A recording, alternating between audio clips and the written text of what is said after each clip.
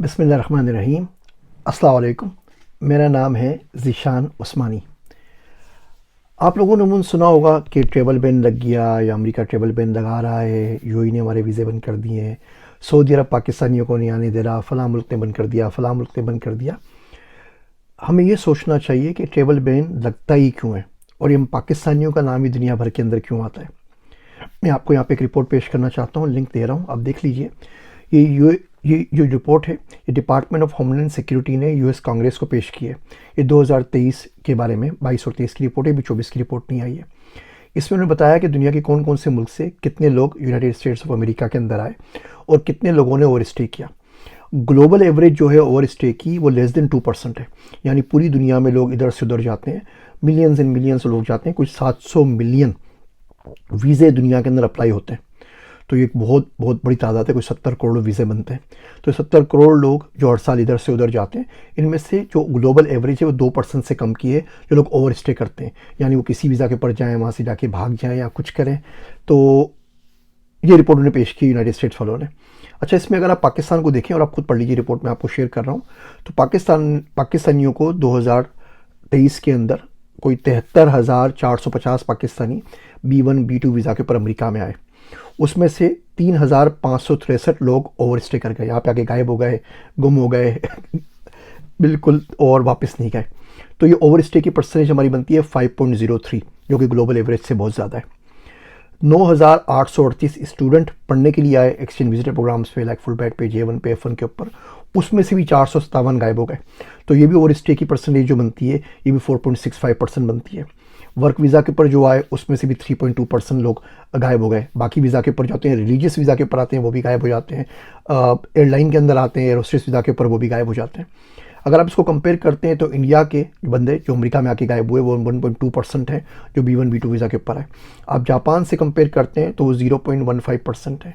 South Korea से compare करते हैं तो 0.3% है, यानी हम 8 गुना ज़्यादा बदतमीज़ी करते हैं जापान वालों के मुकाबले में।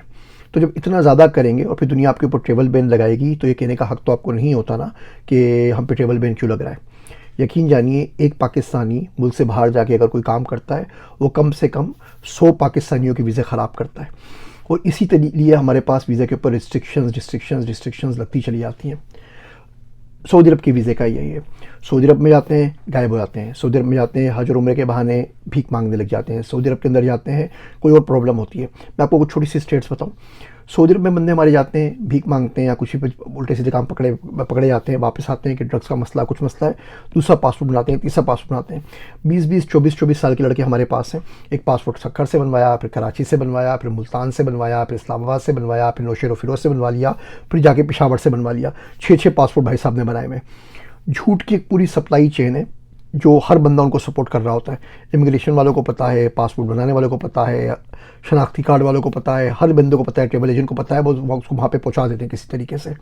दूसरी चीज़ क्या करते हैं, 15,000 पाकिस्तानियों का ऑपरेशन हुआ है, तबीयत ख़राब होती है, बाईपास सर्जरी करवानी है, गुर्दा ख़राब है, कुछ है, उम्रे के बहाने वहाँ पहुँच जाते हैं और वहाँ जाके लेट जाते हैं और वहाँ पे मुफ्त के अंदर ऑपरेशन करवाते हैं। अब जो इंश्योरेंस होती है वो बड़ी छोटी सी होती है, आपको पता है 30 रियाल की, 40 रियाल की, 50 रियाल की। पूरी दुनिया के इतने ऑपरेशंस नहीं होते सऊदी अरब के अंदर जितने पाकिस्तानियों के होते हैं। हर सीज़न के अंदर ये और तादाद बढ़ जाती है। 2 मिलियन पाकिस्तानी सऊदी अरब जाते हैं और उसके अंदर से छोटे बड़े सब कुछ मिला के कुछ 56,000 लोगों ने हॉस्पिटल का विज़िट किया है उन 2 मिलियन में से, और 15,000 के कुछ सीरियस किस्म के ऑपरेशन हुए हैं।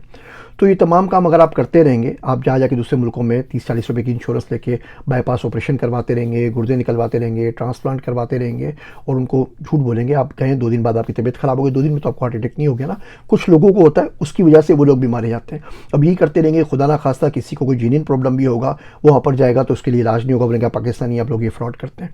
तो आप इस रिपोर्ट को पढ़िए और सर धनिए थोड़ा सा अपना, और देखिए कि जब दुनिया ट्रैवल बैन लगाती है तो उसके पीछे वजह क्या होती है। हम एक पाकिस्तानी अगर ओवर स्टे करेगा जाएगा, आप कम से कम 100,000 पाकिस्तानियों के नसीब बर्बाद कर रहे होते अपने साथ। जो जेन्युइन स्टूडेंट है उनको वीज़े नहीं मिलते, उनको टूरिस्ट वीज़े नहीं मिलते, उनको स्टूडेंट वीज़े नहीं मिलते, उनको एक्सचेंज वीज़े नहीं मिलते, वो जाके मेडिकल की अपनी रेजिडेंसी नहीं कर सकते। दुनिया का इसमें कसूर नहीं है, दुनिया के सामने तो डेटा मौजूद है ना, दुनिया के सामने इंडिया का डेटा मौजूद है, बांग्लादेश का मौजूद है, अफगानिस्तान का मौजूद है, नाइजीरिया का मौजूद है, अफ्रीका का मौजूद है, साउथ कोरिया और जापान का मौजूद है।